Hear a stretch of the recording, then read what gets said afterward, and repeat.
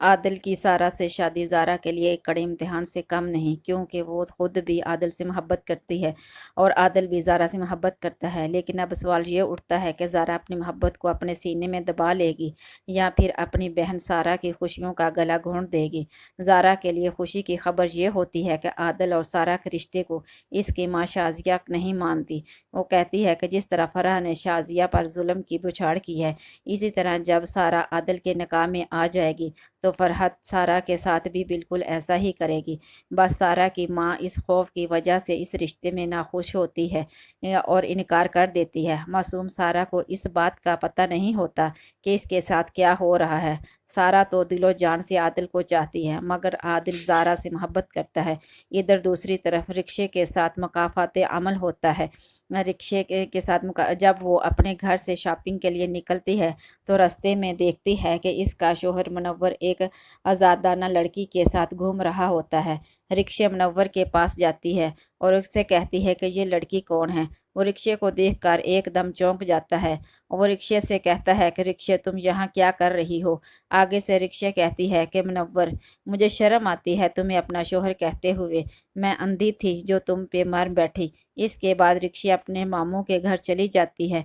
इधर जब सरमद को पता चलता है कि आदिल की शादी सारा से फिक्स हो गई है तो वो इस बात से बहुत खुश होता है, क्योंकि वो इसे लगता है कि ज़ारा और सरमद की मोहब्बत के रास्ते का सबसे बड़ा कांटा आदिल रास्ते से हट गया है। इसके बाद सरमद अपने रिश्ते की बात चलाने के लिए ज़ारा के पास जाता है। ज़ारा के घर आता है तो वो देखता है कि ज़ारा बहुत नारोज़ के आलम में होती है। सरमद ज़ाहरा को देखकर इसे कहता है कि ज़ारा, यू एवरीथिंग ओके, तुम परेशान लग रही हो। ज़ारा सरमद को इग्नोर कर देती है और इससे कहती है कि सरमद, इस वक्त तुम यहाँ से चले जाओ, मैं किसी से कोई बात नहीं करना चाहती। फिर सरमद ज़ारा से कहता है, मुझे लगता है कि आदिल और सारा की शादी फिक्स होने से तुम नाराज़ हो। ज़ारा कहती है, सरमद ऐसी कोई बात नहीं। आगे से सरमद कहता है, तुम तो इस बात से खुश क्यों नहीं हो? तुम्हारी बहन की शादी आदिल से हो रही है और इनफैक्ट होनी भी चाहिए। आगे से ज़ारा गुस्से से सरमद को कहती है, सरमद तुम्हें जो समझना है समझ लो और मेरे पास तुम्हारे इन सवालों का कोई जवाब नहीं, और प्लीज़ मुझे चंद दिनों के लिए अकेला छोड़ दो।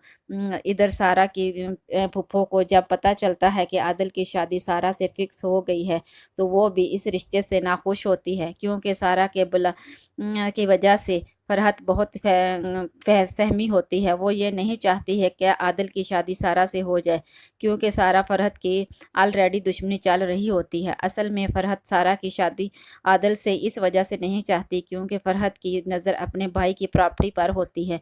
वो ये नहीं चाहती कि इस प्रॉपर्टी का बंटवारा हो, इसलिए फरहत सारा को रास्ते से हटाने के लिए इसे कत्ल करने का मंसूबा करती है और अपने भाई मुनव्वर को अपने भाई मज़हर को सारा के ख़िलाफ़ पट्टियाँ पढ़ाती है। भाई इतने दिन हो चुके हैं लेकिन सारा अभी तक घर नहीं आई। मज़हर कहता है, फरहत मतलब क्या है तुम्हारा इस बात का? फरहत कहती है, देखिए भाई, मुझे तो ऐसा लगता है कि सारा का किसी लड़के से चक्कर चल रहा है। अब आप खुद ही सोचिए, इतने दिन मरीज़ की आदत भला कौन करता है? आगे से मज़हर गुस्सा हो जाता है और फरहत से कहता है, फरहत तुम कुछ भी बकती रहती हो।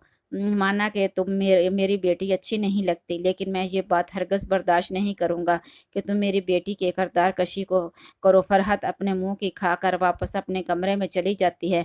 इधर ज़ारा की माँ शाजिया आदिल शाजिया और सारा के रिश्ते को लेकर अपने शोहर की यानी मज़हर से बात करने आ रही होती हैं। जब ज़ारा और इसकी अम्मी मज़हर के घर पहुंचती है तो सामने से मज़हर दरवाज़ा खोलता है। मज़हर जब अपनी बीवी को ज़िंदा पाता है तो वो एकदम हैरान रह जाता है और इसकी तरफ देखता रह जाता है। शाजिया आते ही मज़हर को बातें सुनाने लग पड़ती है, यहाँ तक कि इसका गिरेबान पकड़ लेती है और इसे कहती है कि मैं तुम्हारे हाथों